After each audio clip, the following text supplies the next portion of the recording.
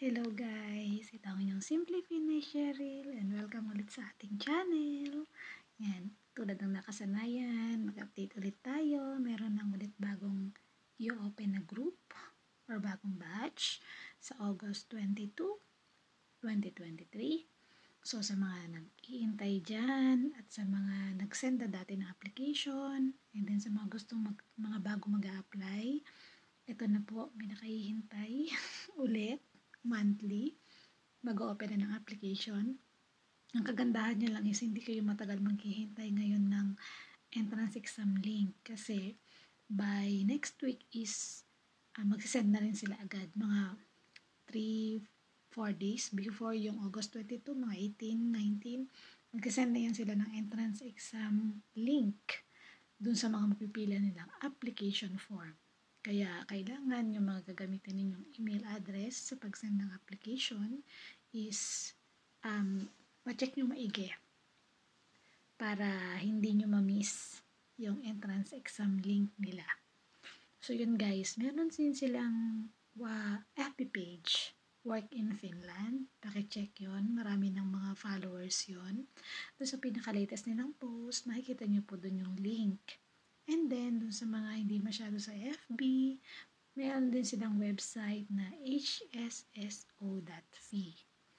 Ayan, ipapakita ko sa inyo yung kanilang website and kung ano yung mga nandoon, saan nyo makikita yung link, and then kung ano yung mga pipilapan. So, tingnan na natin. Ayan yung hsso.fi guys. Then, i-type nyo lang yan sa search button. And then, punta kayo dito sa job seekers. Pwede rin to sa phone job seekers. Then, dito makikita nyo. Then, scroll down lang yan. Yan. Pero, basahin nyo din muna yan. Para may idea kayo kung paano ba yung mangyayari. Tapos, yan. Merong para sa Hong Kong and then para sa Singapore. Kung sa mga gustong mag-try nang nawala sila sa Hong Kong or Singapore, pwede rin naman. Try nyo. There's no harm in trying, guys. Anyway, it's free. So, nothing to worry. And then, guys, reminder, if meron sa inyong magsasabi na may bayad or something, scam yun. Kasi lahat ito free. Wala kayong ilalabas kahit magkano. So, try natin i-open itong sa Hong Kong. Ayan. So, nakalagay apply for online lessons. Then, ayan, nagpapakilala na sa HSS. And 20 students ang kukunin niya sa Hong Kong and then 20 sa Singapore. Pero minsan kasi, pinagsasama-sama na nila yung 40 na Hong Kong tapos 40 na Singapore. Parang ganun. Ayan. So, makikita nyo ito yung date. Nababago na. Monthly yan nagbabago guys. After nitong date na yan, next month, pag mag-open sila, magbabago ulit yan. Same link pa rin naman, kaya lang, mas okay if mag-a-apply kayo, mag-send kayo ng application form kapag nagbago na tong date dito. So, yun na. As you can see, tulad ng sabi ko kanina, you will get a free. Sabi niya, free online. And then, pwede nyo panoorin tong video na to guys, para may idea kayo kung ano ba ang gusto nyong pasukin. And then, meron rin akong ginawang video kung ano yung mga pagdadaanan, gaano katagal, ilang buwan yung lessons, approximately, ilang weeks yung bawat part ng pag-aaral. Pero meron na rin sila dito. Ayan. Tapos, ayan, kami na yung mga product ng HSS. So, yan. May mga frequently asked questions dito. Pwede nyo siyang i-click. Yan, how do I apply? Just fill the form below. Then can I apply even if I'm not a nursing graduate? If you have work experience in nursing or in caregiving at least a year, and caregiver studies, you can apply. If you're unsure, you can always contact us or apply and see what happens. So, yun guys. So, tulad nga ng sabi nila, mag-apply and then tingnan nila kung ano mangyayari, di ba? Wala namang mawawala kasi nga, it's free. Anyway. So kami, tulad kami, nag-try lang din. And then, we are here. How to apply? Ayan, fill lang yung form, wait for response nila. Siguro yan mga 3 to 4 days before yung August 22. So, para magbigay sila ng entrance exam link. Nag-reply sila dun sa email na ginamit nyo pang send. So, always check the email guys sa lahat ng folders. Spam, saan pa ba? Promotions, lahat. As in lahat ng folders, paki-check please. Tapos, ayan pa yung mga ibang questions. Ito, how much I have to pay?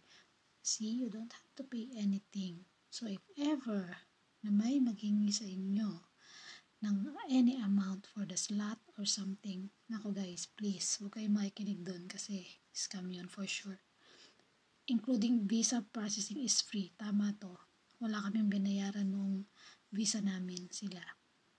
Tapos, do I have to be in Hong Kong? Yan, no. But you get an advantage if you are located in UAE, Singapore, Macau, or Hong Kong.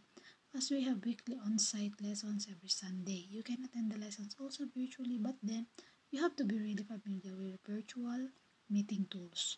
So yun guys, hindi naman siya kailangan pala na nasa Hong Kong. Pero may mga advantage if nasa UAE, Singapore, Macau, or Hong Kong. Kasi alam ko meron tayong kaibigan na taga Malaysia. Nasa Malaysia siya pero ongoing siya ng study ngayon. Kaya try nyo na lang din. If gusto ninyo, lakasan lang naman ang loob yan guys. So tulad nyan, yung form, ano ba yung meron sa form? So first name, last name, Hong Kong ID. If wala kayo sa Hong Kong, I'm not sure. Kasi pwede nyong laktawan siguro. Pero kung hihingiin talaga, siguro kung ano yung ID na meron kayo, kung nasaan man kayong bansa ngayon. Yan. Tapos yung phone number ninyo, yung email, importante yan. Kaya 2 beses ipinapatype sa inyo para sure na tama yung email na masasenda ng link if mapili kayo. Do you have nursing degree? Huwag nyo na lang siya i-check kung wala. Do you live in Hong Kong? Huwag na lang din siguro i-check kung hindi. Kasi pag nabigyan naman kayo ng link, pwede naman kayong magsabi sa kanila. So, ito na tayo. Let us know about you. Write your application here. And ako naman, ang lagay ko lang dito, syempre yung name ko. Tapos, ilang taon na ako. Then, ano yung work experience ko. Pero ang nilagay ko na lang sa work experience ko is yung related sa papasukan ko na work. Like to, caregiving. So, pag-aalaga ko ng matanda. Kasi nag-aalaga ko ng matanda. So, paano yung mga hindi nag-aalaga ng matanda? So, kung nalagaan nyo naman sila lolo't lola nyo dati, pwede na yun. Pwede na yata yun. And then, kung nag-aalaga kayo ng bata, pakilagay nyo na lang din nag-aalaga kayo ng bata kung gano'n na kayo katagal. And then, magsabi kayo ng yung mga hindi masyadong related. Hindi naman nila talaga tinitingnan dito is yung kung ano na yung mga work experience nyo lahat. Yung at least related lang dito sa ina-applyan natin. And then, gano'n na ba katagal? Mas maganda yung more than 2 years kayo para kahit pa paano advantage. And then, lagay dyan na rin yung medyo konting ibida nyo naman yung mga self ninyo. Fast learner ba? Matyaga? Ano ba yung English ng matyaga? So yun, fast learner ba kayo? Perseverance, hardworking, ganyan. Yun, sabihin nyo na din. Tapos, tell us how much is 4 plus 8. So, madali na yan guys. How much is 4 plus 8? And then, click nyo yung submit. Yan. And then, pag okay na yan, may magte-thank you yata sila sa inyo dyan something. Tapos yun, tulad ng sabi ko kanina, antay tayo ng mga next week before yung 22, siguro mga 18, 19, 20. Mag-start na silang mag-send ng entrance exam link pa lang dun sa mga mapipili nila. Yun. And then para naman sa entrance exam link na yan, ano bang meron dyan?